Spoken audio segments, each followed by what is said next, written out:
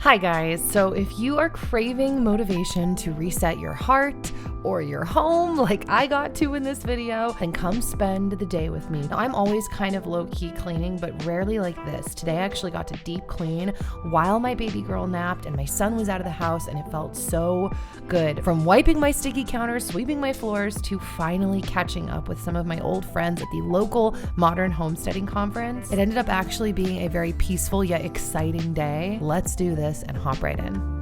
All right, so this is maybe going to seem a little weird at first, but a couple of weeks ago, I actually picked up this. It's not a sage bundle, but it's like similar vibes. It's actually a bundle of lavender, and maybe it was over a month ago. I've been burning this though regularly whenever I clean my house and I open up all of my windows, and it has just been so lovely. It like freshens up the air. It depends who you ask. When it's freshly burned, Dan actually doesn't love the smell, but like I mentioned, he was out of the house and the windows were open, and I do think it does a really great job in general of freshening the air once the initial scent kind of settles.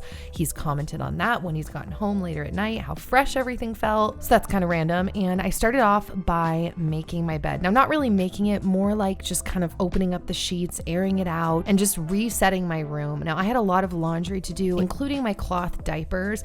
So I threw those onto the bed once I got everything all open and set up. And yes, to anyone that's wondering, we are still cloth diapering, but we're doing cloth diapering during the day and disposable diapers at night so that we don't have to change her diaper like 4 times in the middle of the night. We've tried different types of inserts. It was the same thing with Logan. It just doesn't work for us after a certain point. So our routine is cloth diapers during the day, disposable diapers at night. Now, one thing that I heard someone talking about recently is apparently when you're cleaning, now more specifically it is scrubbing and like sweeping kind of tasks that don't take as much mental work, which I do quite a bit of those in this video over the course of the day.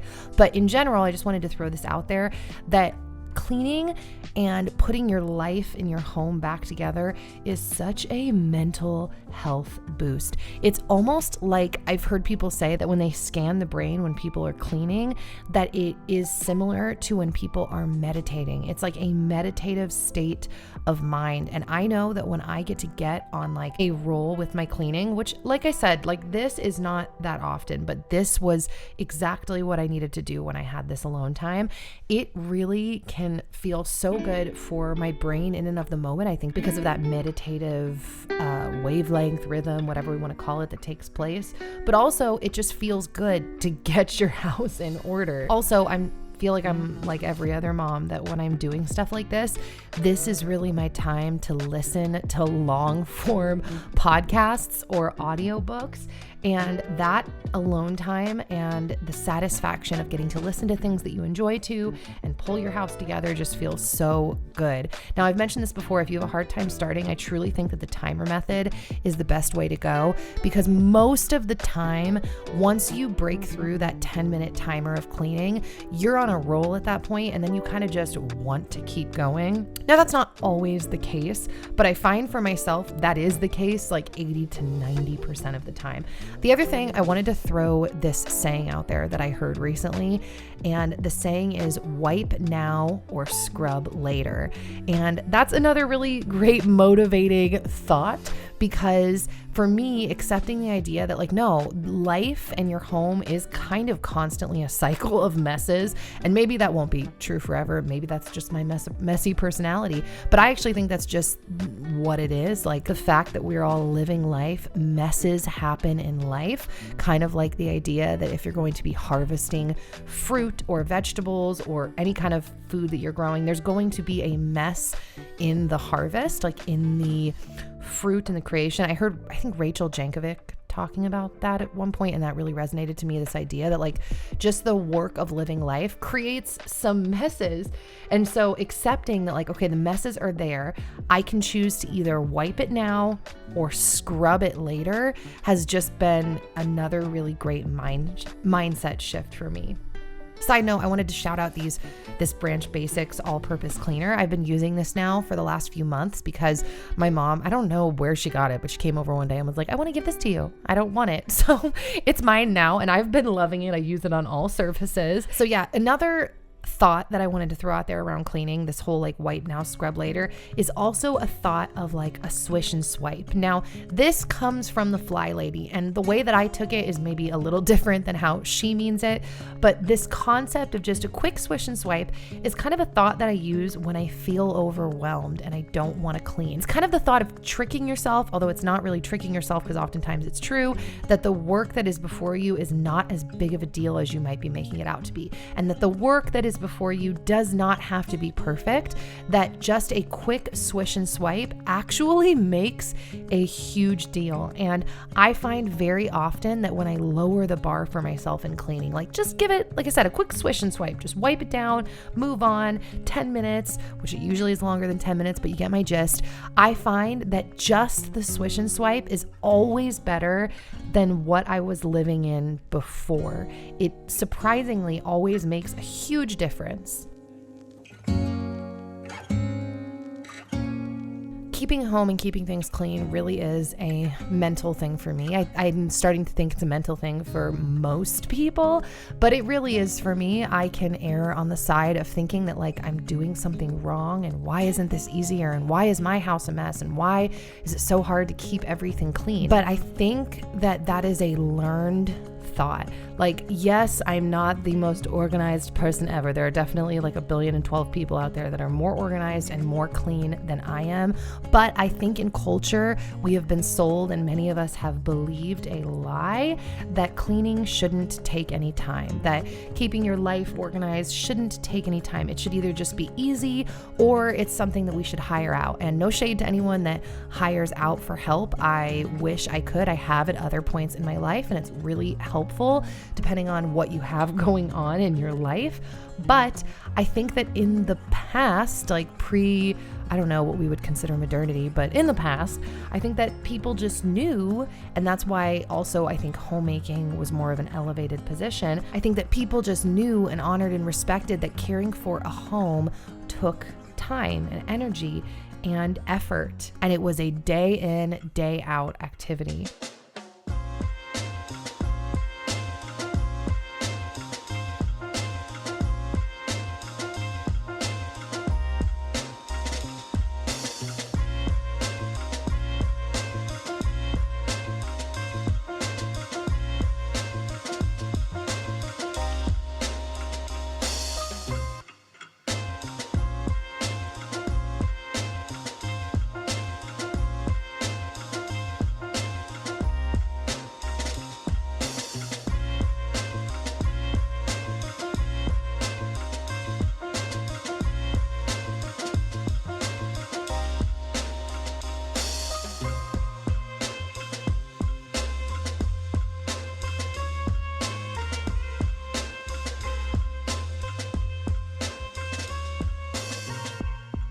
So yeah, side note, as you can see me over here, it's not a side note. I always say that about things, like this is literally what we're talking about right now, is what's happening here.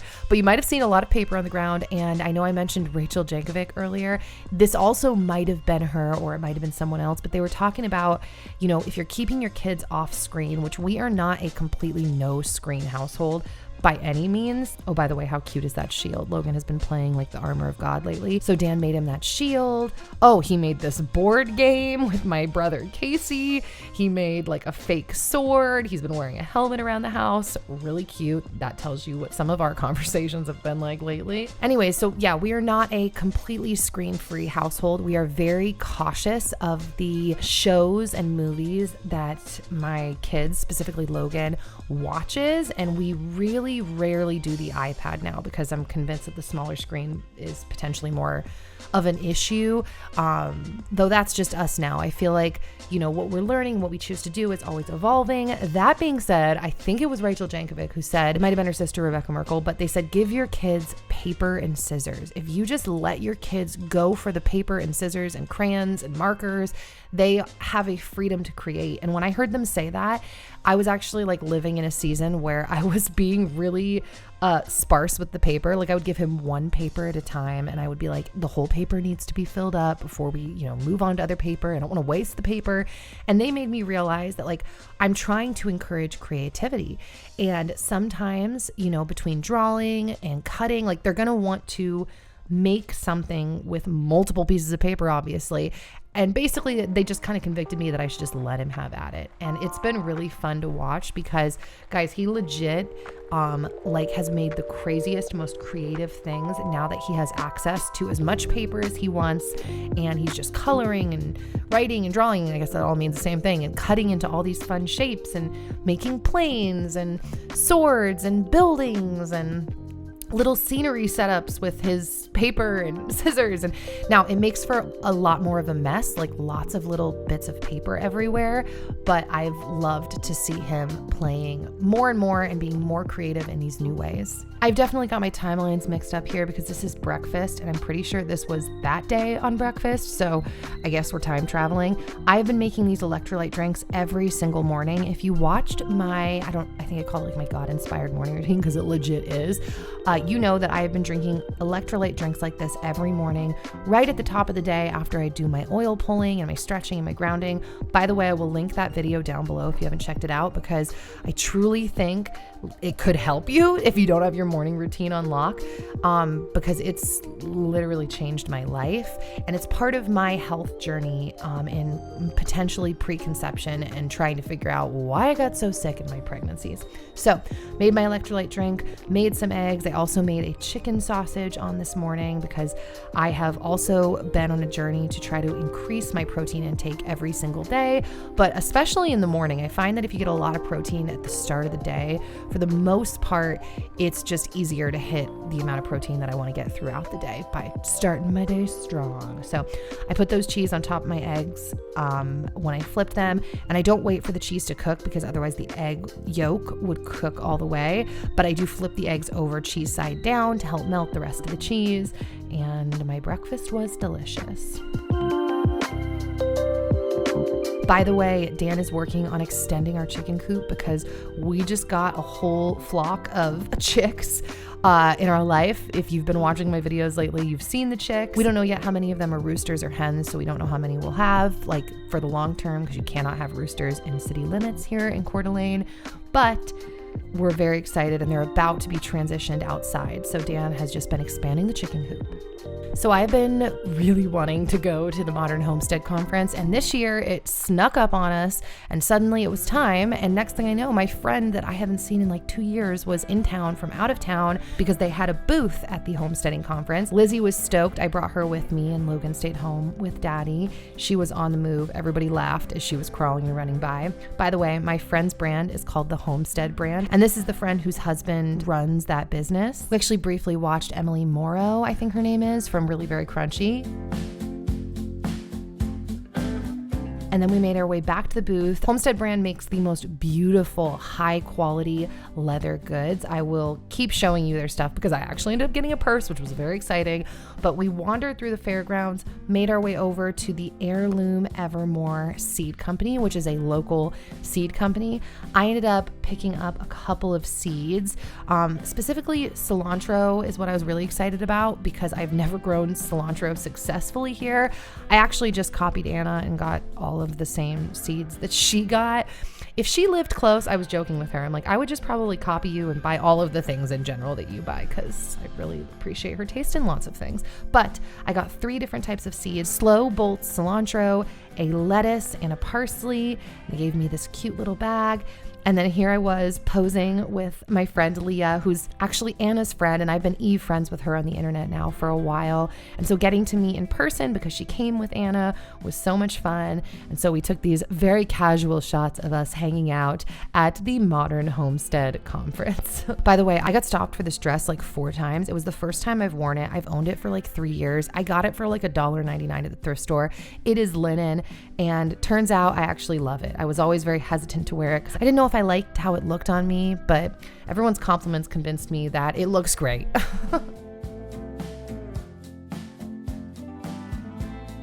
I picked up a bag from the Homestead Brand booth, and I'm obsessed. Like, actually that night when I got home, I like kept the bag out on my shelf so I could like see it as I was lying in my bed.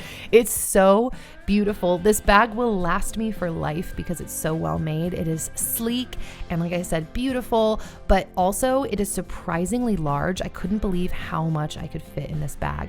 There's a chance I have a discount code. I will leave it down below if I do, but I highly suggest checking out their brand. Both of the men that make these products are just good men. They are hardworking family men that love the Lord, and I highly recommend checking out their site. I feel like everything I did in this like 24-hour period was so life-giving. And so on that note, Dan and I actually got to have a date night after the Homestead conference. It was a little bit of a late celebration for his birthday. And so we actually went to a local sushi restaurant called Fuki. It was good for like, if you like sushi. I'm not really a sushi fan. This was just to celebrate Dan, so I was a good sport and I went. But my food was really good, really hot, really fresh, and we had a lovely time getting to just sit and hang and chat and love on each other. All right, guys, so that is it. If you are in the middle of mom life and you're just trying to find little moments to reset your home and your heart and your mind, I hope this video was able to encourage you and remind you that all of the work that you're doing matters and that God sees the work that you're doing, and so does your family. All right, so I'm off to probably mess up the kitchen again. Thanks for hanging out with me, and I will, God willing, see you guys back here soon.